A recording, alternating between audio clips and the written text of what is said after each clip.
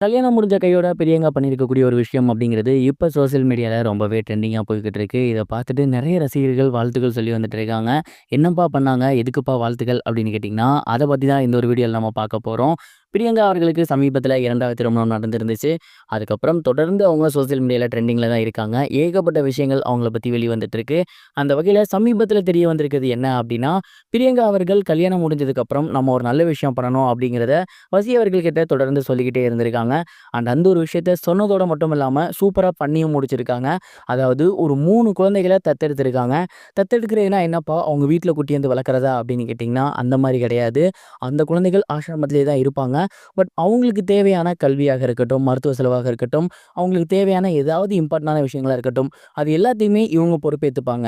இத விட ரொம்ப முக்கியமான ஒரு விஷயம் என்ன அப்படின்னா, அந்த குழந்தைகளுக்கு நாங்க தான் ஸ்பான்சர் பண்றோம் அப்படிங்கிறதெல்லாம் தெரிய வேணாம். தெரிஞ்சு செஞ்சா அந்த உதவி வந்து வேற மாரி இருக்கும். அது தெரிய வேணாம். அவங்களுக்கு என்ன வேணுமோ அது எல்லாத்தையுமே நாங்க பண்றோம். பட் அவங்கள்ட்ட சொல்லாதீங்க. அவங்களுக்கு தேவையானது எல்லாத்தையுமே நாங்க பண்ணி தரோம் அப்படிங்கிற மாரி சொல்லியிருக்காங்க. அண்ட் இந்த ஒரு விஷயத்த அப்படியே இல்லாம நேரடியா போயிட்டு ப்ராப்பரா வந்து ரிஜிஸ்டர் பண்ணி அந்த 3 குழந்தைகளுக்காக பண்ணியிருக்காங்களாமா.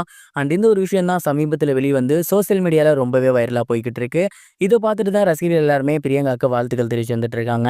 ஏன் அப்படின்னா, நெறைய பேர் வந்து இத பண்றோம், அத பண்றோம்னு சொல்லுவாங்க. பட் பண்ண மாட்டாங்க. ஒரு சிலர் சும்மா வீடியோக்காக பேசுவாங்க. அத அதுக்கப்புறம் பண்ண மாட்டாங்க.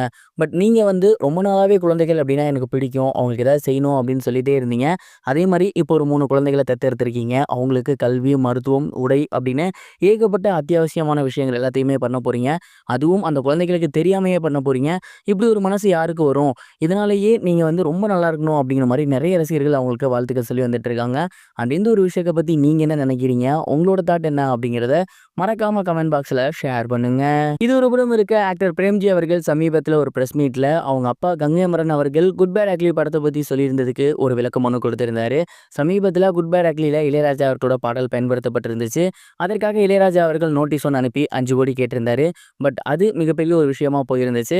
சமீபத்தில இளையராஜாவோட தம்பி கங்கை அமரன் அவர்கள் என்ன சொல்லியிருந்தார் அப்படின்னா, "நீங்க போட்ட பாட்டு எதுவும் ஓடல. இளையராஜா அண்ணன் போட்ட பாட்டு தான் நல்லா இருந்துச்சு.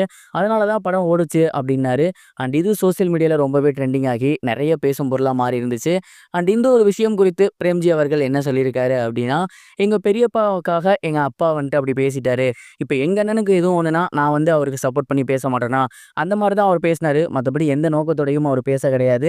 இங்க இருக்க எல்லாருக்குமே தெரியும். கங்கை அமரன் அவர்கள் வந்து சொன்னதெல்லாம் வந்துட்டு மிகப்பெரிய அளவுல இருக்காது. எங்க அப்பா சொன்ன மாரி இளையராஜா பெரியப்பாவெல்லாம் இந்த படம் வந்து ஓடல. அஜித் சாரால தான் ஓடுனுச்சு. அவர் அண்ணனுக்கு சப்போர்ட் பண்ணி பேசுறப்ப கொஞ்சம் வேகத்துல அந்த வார்த்தைய விட்டாரு. பெருசா எடுத்துக்காதீங்க" அப்படிங்கிற மாரி பிரேம்ஜி அவர்கள் அவங்க அப்பா சொன்னதுக்கு விளக்கம் கொடுத்திருந்தாரு. அண்ட் இந்த ஒரு விஷயம் இப்போ சோசியல் மீடியால வைரலா போய்க்கிட்டு இருக்கு. இதுவரைக்கும் கனெக்டிங் டிவிக்கு சப்ஸ்கிரைப் பண்ணனா மறக்காம சப்ஸ்கிரைப் பண்ணிக்கங்க. உடனடி அப்டேட்ஸ் பெறுவதற்கு நோட்டிஃபிகேஷன் பெல்லையும் கிளிக் பண்ணிக்கங்க.